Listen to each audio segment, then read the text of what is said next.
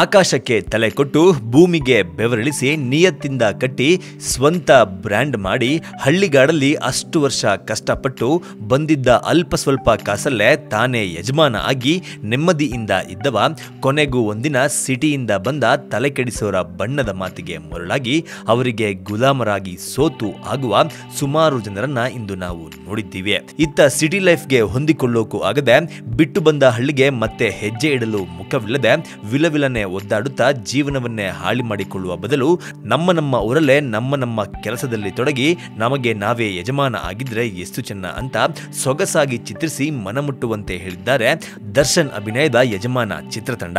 ಅಂದಹಾಗೆ ಯಜಮಾನದ ವಿಮರ್ಶೆಯ ಪ್ರಮುಖ ಅಂಶಗಳು ಹೀಗಿವೆ.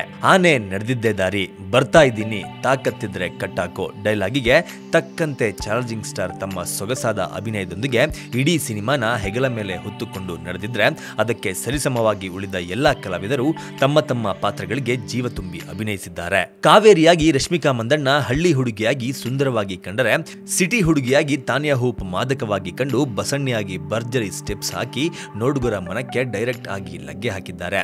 ಇತ್ತೀಚೆಗೆ ಸ್ಯಾಂಡಲ್ವುಡ್ ನಲ್ಲಿ ಹೊಸ ಕಳನಟರಿಗೆ ಭರ್ಜರಿ ಡಿಮ್ಯಾಂಡೋ ಒಳ್ಳೆ ಮೈಕಟ್ಟನ್ನ ಹೊಂದಿರುವ ಠಾಕೂರ್ ಅನೂಪ್ ಸಿಂಗ್ ಅವರು ಭರ್ಜರಿಯಾಗಿ ನಟಿಸಿದ್ದಾರೆ. ಉಳಿದಂತೆ ರವಿಶಂಕರ್ ಪಟ್ಟು ಅಂದ್ರೆ ಪಟಾಯಿಸು ಮಿಠಾಯಿಸೂರಿಯಾಗಿ ಡಾಲಿ ಧನಂಜಯ್, ದೇವರಾಜ್ ದತ್ತಣ್ಣ ಚೆನ್ನಾಗಿ ಅಭಿನಯಿಸಿದ್ರೆ ಕಾಮಿಡಿ ಪೇರ್ ಸಾಧು ಕೋಕಿಲ, ಶಿವರಾಜ್ ಕಚಗುಳಿ ನೀಡಿದ್ರೆ ಇರುವ ಎಲ್ಲ 5 ಹಾಡುಗಳನ್ನ ಸೂಪರ್ ಸಕ್ಸಸ್ ಆಗಿ ಮಾಡಿರುವ ಮ್ಯೂಸಿಕ್ ಮಾಂತ್ರಿಕ ವಿ ಹರಿಕೃಷ್ಣ ಮೊದಲ ಬಾರಿಗೆ ಸಿನಿಮಾ ನಿರ್ದೇಶನದಲ್ಲೂ ಮಿಂಚಿದ್ದಾರೆ. ಅಂದ್ರೆ ಉತ್ಪ್ರೇಕ್ಷೆಯಲ್ಲ.